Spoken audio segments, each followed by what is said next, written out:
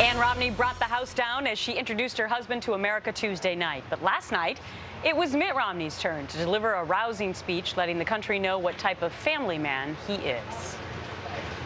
Those weren't the easiest of days. Many long hours and weekends working, 5 young sons who seemed to have this need to reenact a different world war every night. But if you ask Ann and I what we'd give to break up just one more fight between the boys, or wake up in the morning and discover a pile of kids asleep in our room, well, every mom and dad knows the answer to that. And joining us now, the wife of the presidential nominee, Ann Romney. Good morning to you, Ann. Oh, good morning. Oh, Gretch, just listening to that again, I get emotional, so. I know, and you know, Ann, I was going to tell you that so many millions of parents who were out there last night probably watching the same thing all got choked up. I know that I did. I'm sure Steve and Brian did as well. We'd all like to have those moments back when our kids are little, right?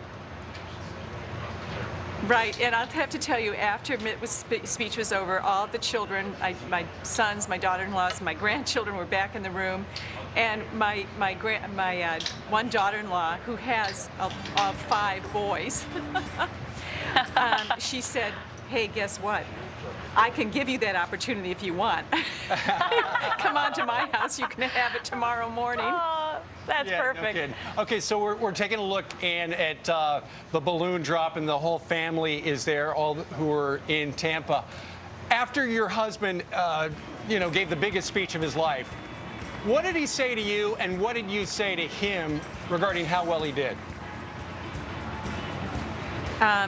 I just gave him a great big hug and just told him it was fantastic. I thought it was fantastic. I was so thrilled because of the tone that he had. It was a serious tone. It talked a lot about where he was coming from, what kind of a guy he is. I want America to see that side of Mitt. It was such a great night for me because there were so many testimonials there of people that knew us and have known us all these years and saw Mitt giving service where there was no camera, there were no lights, there was no recording. And that to me was so powerful because that's what my children saw. They saw their father living by example. They didn't learn from a textbook that you help out your neighbor. They saw their dad doing it. And to me, I was so grateful for that night so that the rest of America can have a peek into this guy's life. And can you give us a peek into the Romney life over the last few days? Because this has been about you guys. All the pressure on you guys to talk about your family. A lot of people don't want to do that. To get through these 3 days and know millions will be watching. I know. You know, it's hard to open yourself up to all of those things, and it's hard to share, but I think it was great last night because a lot of people that had been with us and through these years and had known us so well and knew what kind of a guy Mitt was, were so frustrated, and they finally were so grateful to have the chance to say, "Are you kidding me? This is who this guy is. He's been for us. He's been there. He's the kind of guy that visits in the hospital when your child is dying of cancer. He's the kind of guy that takes a Thanksgiving dinner over to a family who's been up in the hospital for months at a time." And so, you know, for me, it was an emotional journey. It was an emotional journey for me as well, by the way, because a lot of, maybe you covered it, but I don't know how many people covered it, that my son Craig spoke as well at the convention last night.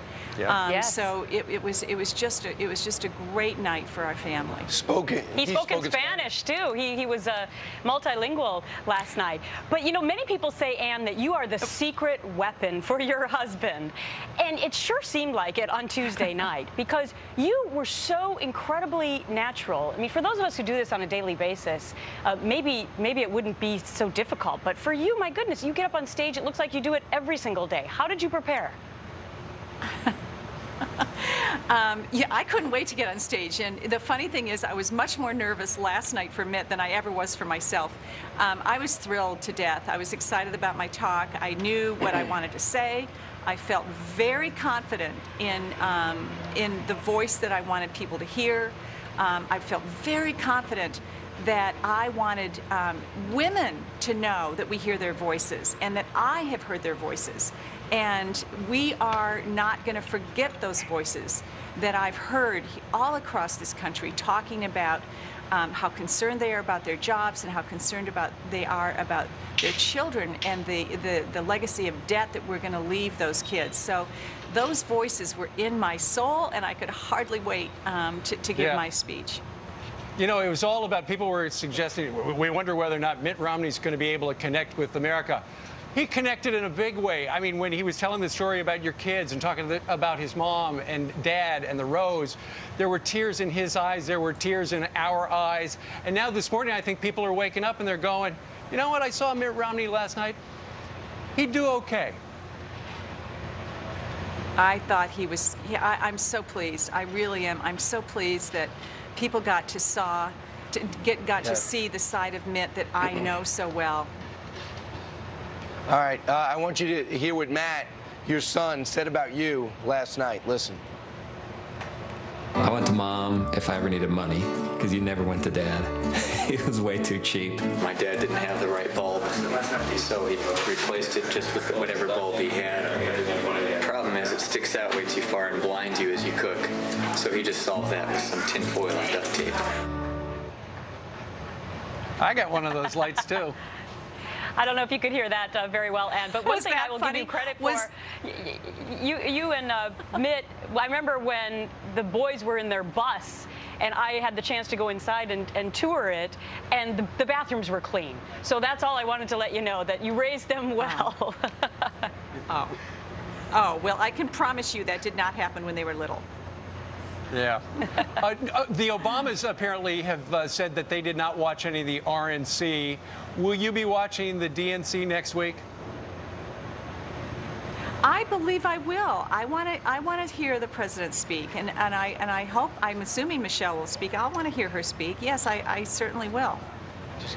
Absolutely. And finally, the report is that after Mitt Romney lost to John McCain for the nomination, he got an offer from a fund, $30 million a year, go back into the financial world and have all types of success. How hard was it? How hard was the decision not to do that?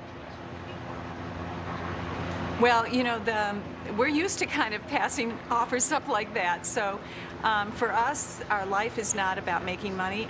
We've been very blessed financially.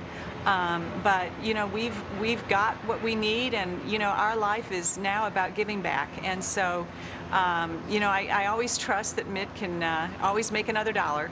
And the poor guy, he took no pay when he did the Olympics, and that was 3 years. He took no pay as governor for 4 years. You know, and that's the kind of guy he is. We feel like it's our time to give back. Yeah. Before we let you go, are you worried at all about the divisiveness that has been brought about through this campaign, and now as we're clicking down on the last 67 days, are you worried about that next week with the DNC convention and then moving forward to Election Day? Well, you know, I think that was part of why I decided 4 years ago that I never wanted to do this again. It's pretty tough on families. But I also made another decision when we decided to go forward, that I was going to just keep positive in my own soul and about where we were coming from, be resolute, be firm, be committed to a better future for America. And you're not going to knock me off, and I know why we're doing this, and I know how important this is, and I know how important it is for America. And yes, it's going to be tough, but I've done tougher. There you go. Get out the asbestos suit. All right. Ann Romney joining us from here in Tampa. Thank you very much. You've had a big week, a big night, but you got, as Gretch said, 67 more before the big day and people vote. Thank you very much for joining us live today. Thank you. Good luck.